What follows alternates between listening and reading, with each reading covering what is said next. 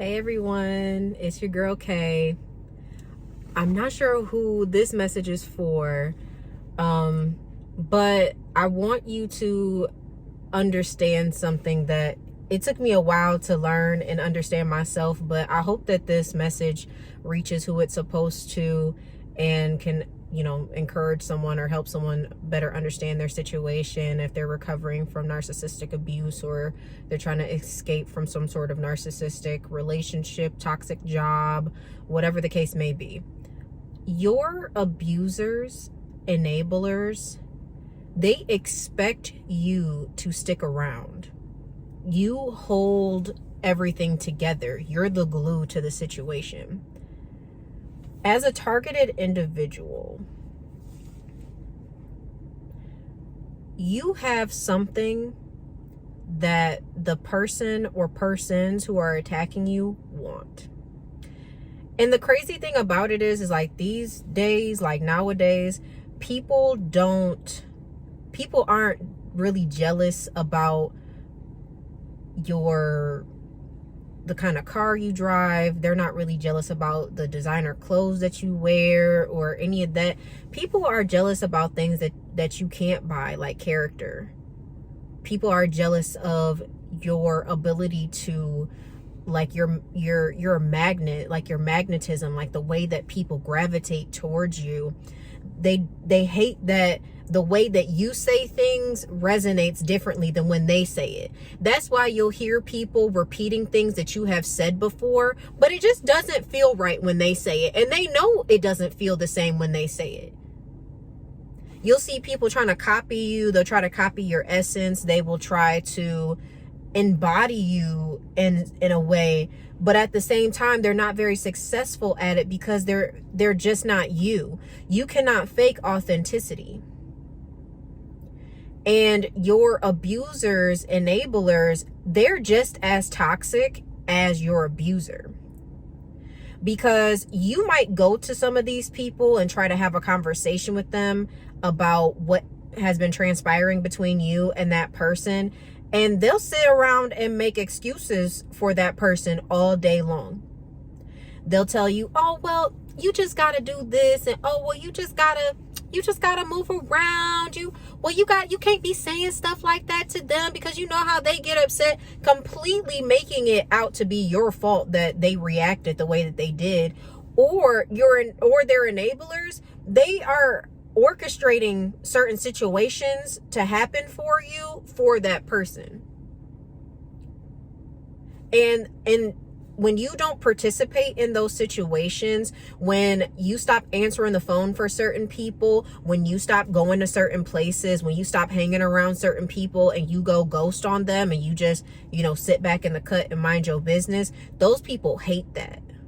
Because when you're not being abused, excuse me, when you're not being abused,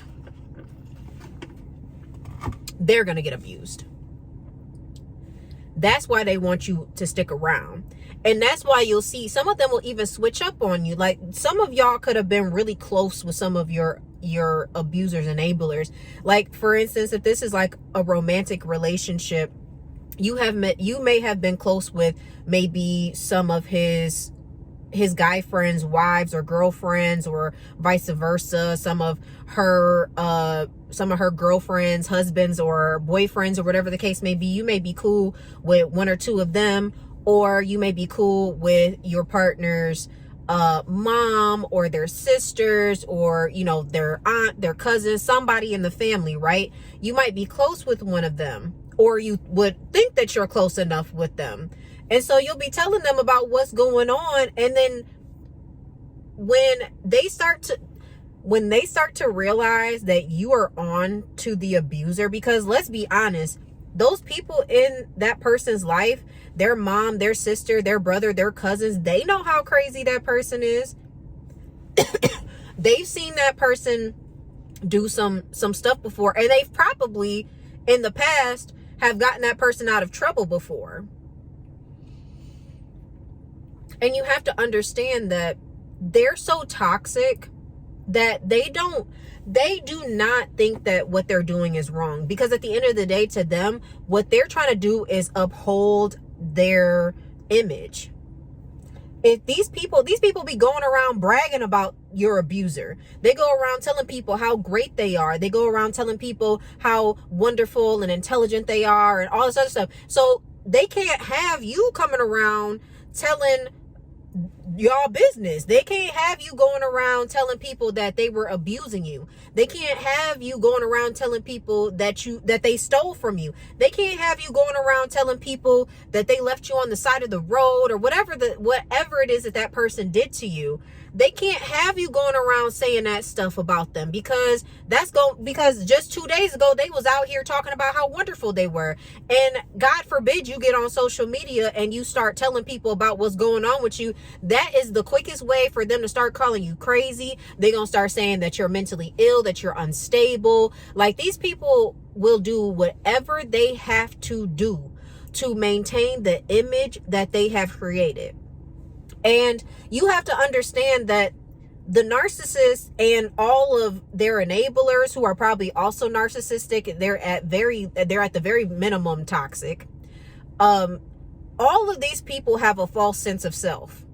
None of these people are honest with themselves. That's why, after certain things happen, that's why the energy is different, because all these people fake as hell. Because these people, one day they're all in your face telling you how much they love you. They'll tell you that you're beautiful, that you're handsome, that you're the best thing that happened to them. And we're so glad that you're around. And oh my gosh, you're not like that last one. Oh my God, that last one was terrible. And they'll be going around doing all that shit. But the minute that you decide that you want better for yourself, the minute that you decide that you're not dealing with this anymore, that you're not going to be a victim to this person, that you're not going to stick around for abuse, that's the minute that this family turns on you, because they can't have you talking about you was being abused, because their image that they have, that means that they have to admit that they enable that behavior. Because they can't sit here and say, oh, well, I didn't know that he was like this. I've never seen this part of him. Yes, you have. If this is your child, yes, you absolutely have seen that side of him. You knew he was like this. Be careful with these people who, are really, really super close to some of their family members. Like, they got secrets and stuff like that. Like, be very weary, because anybody who's got really deep down family secrets, or they do some weird stuff, or the family dynamics just seem a little off, I can almost guarantee you that things are not, it's some crazy stuff that goes on over there, and you don't want no parts of it. It's some closeted things that happen, and we don't need to talk about it. We don't want to know. So you start seeing stuff like that in your relationship, you might want to start asking some questions or start making an exit plan. But yeah, these people really thought that you was going to stick around. These people thought that they thought that they finally got the one. They thought they finally got the one that's going to get abused. Because they know, like I said, they know that if you're not being abused, it's got to be somebody. Because when the narcissist is upset, somebody got to get it. Because they not gonna go hurt themselves. They're gonna go find somebody else to hurt. They need to project that onto somebody else. They're not gonna sit in the corner and say, I'm a terrible person. No, they're gonna go find someone else to blame for the problems that they're currently going through. They'll try to blame you for their financial situation, even though they're the reason why none of their bills are paid. But somehow you're at fault for that. Oh, well, I bought you that TV, and if I wouldn't have bought you that TV, I could have paid my rent. Nobody told you to buy that TV. You knew your rent needed to be paid, sir, ma'am. What are you talking about? These people do this shit all the time. And it's so crazy, because then you'll be sitting there looking like, well, I didn't know. And I wasn't aware of that at the time. I would have told you no. Or, and then they say, well, they just get really upset for no reason. They get upset all the time. And it's and you can't catch a break. And then again, when you go tell their enablers, again, here they go. Oh, well, you just can't be doing certain things like that. You got to be like this. You got to be like that. And it's like, sir, ma'am, whoever you are, if this is what y'all got to do in order to keep relationship with this person, what's the point? This is how you know that that environment's not for you. Like, if someone, if his or her family, or even if this is a work situation, because there's a lot of toxic bosses out there that turn employees against other people just to cause problems for them, just to make their job harder, just for people to be looking at them sideways and all this other stuff. Like, these people will go to major lengths to hurt you. They'll go to major lengths to hurt you, and they'll sit back and watch you crumble, and it gives them pure joy. And the enablers, while they're sitting there kikiing and ha-haing in your face, they really going behind your back and telling everything that you said to them, all of the business that all the confidential information that you thought, was going to stay between you and that person is now being broadcasted out to this evil group of people who just don't like you. So these enablers, they were really hoping that you would stick around. They were really hoping that you would stick around, because who else is going to get this abuse? Because I guarantee you, the minute that you are out of the picture, or the minute that you're gone for even just a little bit, someone else has to get it. Someone else has to get abused, because the narcissist doesn't know how to do anything else. The narcissist is selectively nice. When they want to get you in their good graces is when they're nice to you. And don't get on their bad side. Like, the enablers are low-key afraid of the narcissist, like I said, because they that's why they were hoping that you would stick around. Because like I said, if you're not getting abused, they're gonna get abused. Who's next in line? That's why some of them will start coming around after a while and start trying to ask you questions like, hey, how did you deal with this? Or, hey, when you were going through this with that person, like, what did you do? And you're just like, why the fuck is this person asking me that? It's because it's happening to them now. And now, instead of it being funny, now they feel like they can come to you for advice. And please don't help those people, because let them sit there and cry and do whatever it is that they need to do to get through it, and tell them to stay strong, just like they told you to stay strong. Don't ever help out someone who had no problem letting you die amongst all the other bullshit that was happening. Like, they fed you to the wolves, and now that you've escaped, or now that you're gone, now all of a sudden, now they want to be besties with you. Now they want to act like, yeah, I've been abused too. And it's like, the only reason why you're getting abused now is because I'm gone. The only reason why you're getting the brunt of this is because you were the next in line. You're the easiest target now. And a lot of those people are weak, because they can't handle half of the things that you endured. They can't even make it past the small insults that the narcissist gives out. Just the petty ones. They go and cry over that stuff. They be second guessing themselves, because you got to understand that the enablers of the narcissist are all insecure. That's why they got to group up together, because a strong person can be on their own. A person who is mentally strong, a person who understands themselves and they're not worried about what anybody else says or thinks about them, can stand alone. People who are scared and people who are insecure have to group up with other people just to feel that level of security. They're not secure by themselves. That's why you'll see sometimes, like, I don't know if anybody else has experiences, let me know if you have, but like, I'll have an interaction with someone and they'll be like really timid, or they'll be looking down, or like they won't look at me, because I guess for some people you might have you might be intimidating to people. They're intimidated by you. You're not intimidating, they're intimidated. But you might be considered to be someone who's intimidating because of the energy that you carry. But the only reason why they're intimidated is because they couldn't even match it on their best day. That's the reason why. But anyways, they won't be able to like have a regular conversation with you or approach you, but you'll see them with someone else, and then they can make direct eye contact to you or at you. That recently happened to me the other day. I was bypassing this lady in a hallway, and she could not look at me at all. She was just like, oh, hi. And then I come back like a couple minutes later, going back the opposite direction, and she's standing with somebody else. And now she can look up at me now that she's standing next to somebody else. And it's because you're powerful all by yourself. You are so powerful by yourself. You don't need nobody. And that's one of the reasons why those enablers really don't like you. They don't like that you can be by yourself, because they can't.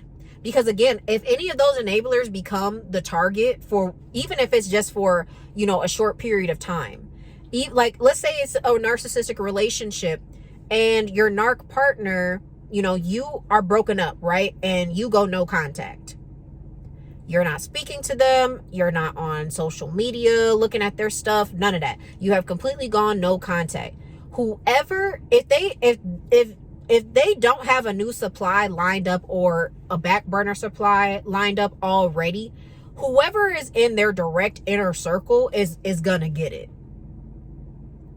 They're gonna get it. They're gonna get it the worst. They're going to get it the worst. Because you're not there.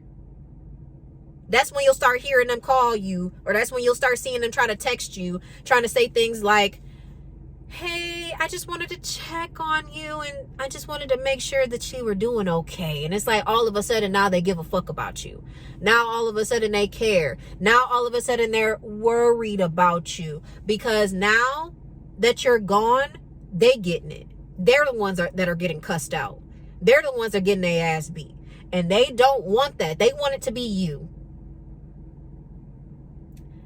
Your narcissist enablers thought that you was going to stick around. They thought that you was going to just accept this abuse the rest of your life.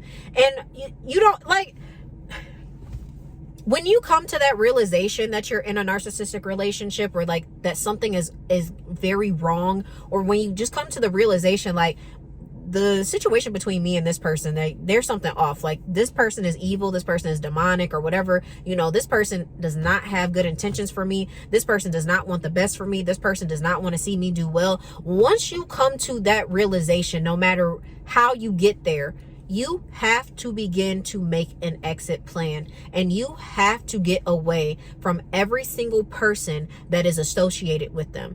Even if it's a person that you never really spoken to, or, someone that was just around. Because one thing that I had to do is I had to delete and block a whole bunch of people, like even people that I didn't even like have conversations with, for real. Like people who I've never really been in their space, but because they're connected to that person, you gotta go. I can't have any, like, you cannot have any eyes. And I mean, unfortunately, sometimes it's going to be hard in order for you to actually do that, because these people are real life weirdos and make a shit ton of fake pages, looking at your Facebook, your Instagram, trying to see what you posting, trying to see what you're doing, trying to see what you look like. And they're mad about it, especially when you're in no contact. Especially when you're in no contact and they can't get to you. When they can't get to you, when they can't see you, when they don't know what you're doing, where you are, who you're with, how you're living. Especially if they were under the impression that something, that you was like gonna be homeless, or that you were struggling financially. Like, if that was the way they left you, that's what they're gonna assume, that's how they're gonna find you. They're assuming that they're going to find you homeless on the streets, and that's what they want. And that's why sometimes they'll get other people involved, because they're like, oh, watch, yeah, she gonna end up on the street. She gonna be, we're going to see about this. Like, they want to see your downfall, because the narcissist has been going around telling people all of these lies. Not to mention, the narcissist, since they got in a relationship with you, or ever since you got on the job, or whatever the case may be, whoever your narc is, ever since you came on the scene, they've been slandering your name to whomever will listen, to whoever is there. They have been speaking negatively about you. They have been talking about you. They've talked about the way you look. They talk about your body. They tell people whether or not, like what they do like about you, which really most of them people don't have really good comments for you. Unless it's like a sexual thing, they might talk about that. But for the most part, from the minute that you enter into this narcissist life, they start a smear campaign against you. It's almost immediate. I mean, even through the love bombing stage, like while they're love bombing you, they're sometimes they're slandering you to other people already, telling them like, well, I'm not really sure about this person because of this, and that. So now their friends and everything already got suspicions about you. So that over time, the more lies that they tell about you, the more stuff that they tell people about you, by the time they get to the point where they're about to discard you, and a lot of them like to discard in the worst way. Like a lot of them like to try to set you up and do some really weird and foul stuff towards you. When they're gearing up to discard you and you're in the midst of the smear campaign, it's going to be easier for all of those people that they're slandering you to believe them. They're going to believe that you are mentally unstable and that you're crazy, and that, you know, they're going to believe all of those things because the narcissist has spent the last 2, 3, 5, 10 years, however long, talking negatively about you. So they're just like, it's about time you got rid of that shitty person, while you were probably the best thing that ever happened to that person. Because it's very rare. Like, if you're watching this video, you have exited the narcissistic relationship. You are on the healing path. You are going down a totally different road that you've never really seen before, because now you're seeing life completely different. Once you become aware of the narcissist and you start seeing it, that narcissistic behavior and those narcissistic tendencies and so many people that are around you, you really view the world differently. Okay? Like, especially like, at least in my case, I see things on a spiritual level way more now than I have ever in my life.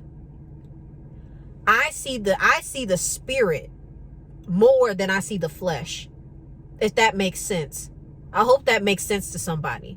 If that resonates for you, please let me know. But I see the spirit more than I see the flesh, because, you know, although I don't identify as a Christian anymore, I do hold a lot of scriptures in the Bible, like, you know, for my sanity. Like, they do have a lot of meaning. And, you know, the Bible does talk about how we don't fight with flesh and blood, but we fight with principalities and evil wickedness in high places. Like, I wholeheartedly believe that. I wholeheartedly believe that people who are narcissists, that have this personality disorder, are demons in people's bodies. These are evil entities in these earthly vessels.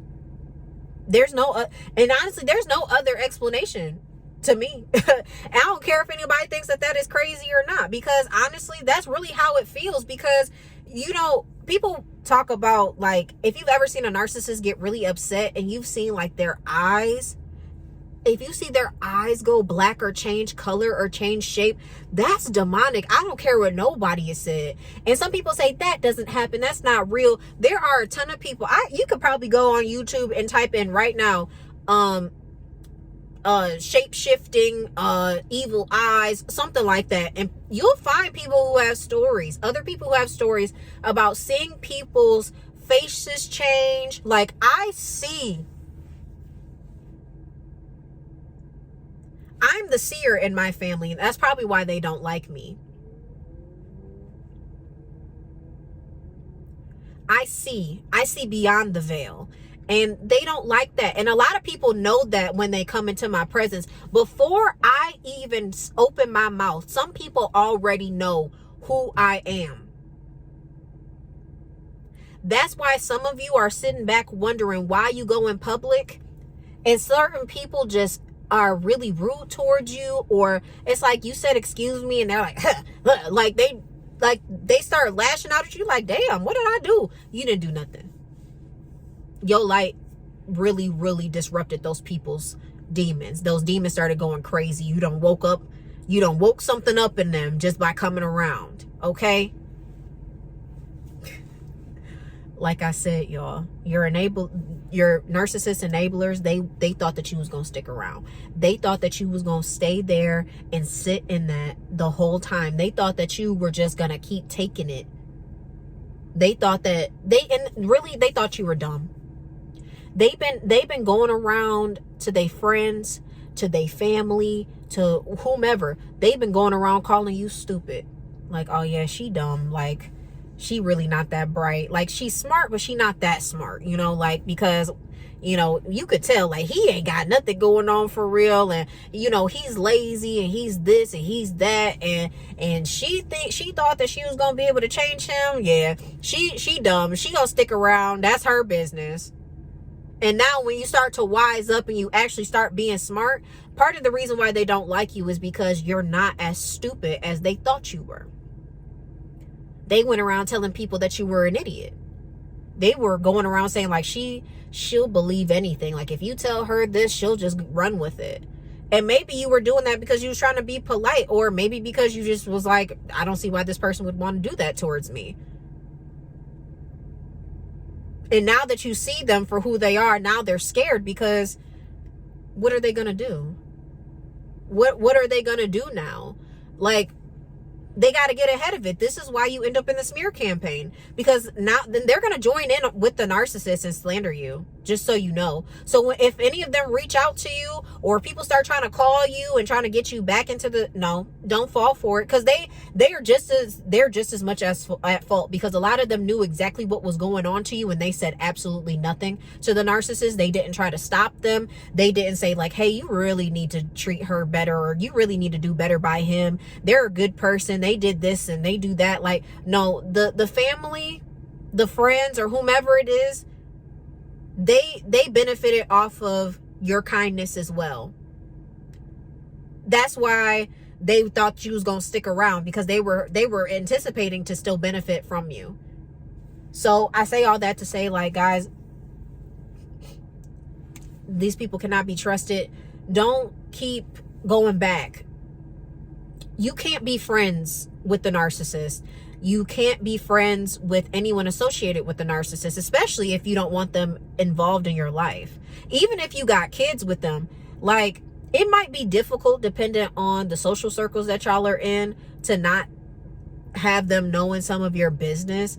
But if you are in a situation where, like, their friends are pretty much separate from you, or like you don't mind dropping his or her friends, keep it that way. Keep those people as far away from you as possible. And because the narcissist is always going to try to figure out what's going on in your life. They always going to make fake pages. They always going to be checking in, asking people, like, if y'all have mutual friends, you may lose some friendships. Or you may have to tell your close friends and family that they have to block that person, or not to have them contacting them. Like, because they'll pop up on Facebook or Instagram or whatever social media in your DM or in your family DM talking about hey, I just wanted to say hey, and have you talked to such and such? I haven't heard from her, and I was just trying to see, like, I was trying to, you know, like, no, don't allow them to infiltrate on your friendships. Don't allow them to infiltrate on the new family and the relationships that you are stepping into. You have to keep that as far apart as possible. And if that means that you got to take time away from social media and that you become like a super private person, that might be the best thing for you, because the more private you are, the less that anybody really knows about you. And that's how I live my life. I live a very private life, and people hate that, because I don't tell people what I'm doing. I don't tell people what's going on with me. Even when it's like casual conversation, I just tell them, like, well, I'm just trying to work on a few things, you know, we'll see how things go. And that's just so vague, and they hate it. They hate it because they want to know your business. They want to know what's going on. And at this point, it's like, for me, I'm not telling anybody my personal business, because I don't know who you're connected to. I don't know if you know somebody that used to know me, or whatever the case may be. And even if you don't, I don't know you well enough to be telling you everything that's going on with me. I don't tell nobody nothing until it's done. The moving in silence will get you very far. And with that, family, I love you all so much. I'm sorry this video went a bit longer than what I had anticipated, but I love you all very much. If you like this video, please like and comment on it. I'm gonna try to post every day. I'm trying to build this platform because I feel like I can really help some people, because not only am I a narcissistic abuse survivor, I am a late in life diagnosed autistic and ADHDer. I considered myself to be queer. Like, although I date men, I just feel like the way that I view relationships is completely different than traditional relationships. So, you know, that's why I identify as queer. So this is a safe space for all disabilities. This is a safe place for the LGBTQ plus community. This is a safe place for anybody who has been in a narcissistic relationship, is coming out of a narcissistic relationship. This is a safe space for Black women. I am pro Black women all day. As a Black woman, I will not tolerate any disrespect to Black women at all around me, because we done been through enough, okay? And with that, guys, let me know if you like this video. Let me know if there's any topics that you want me to talk about. I love you all so very much. Thank you for viewing this video, and I will talk to you later. Bye.